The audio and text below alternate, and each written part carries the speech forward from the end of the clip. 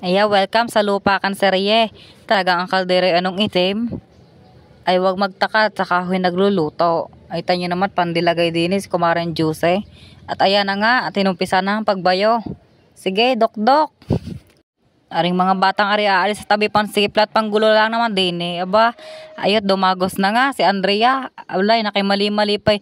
Ay tanakaw at malambot ka pa sinilagang saba.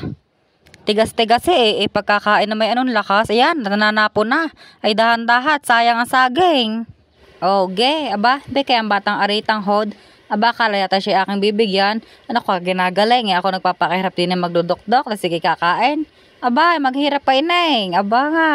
Ay sabi nga pa na aking kuya, siya din nakakatikim lang ng nilupak ay pag nanliligaw. At noon daw una, ay sakala naglulupak pag nagliligawan.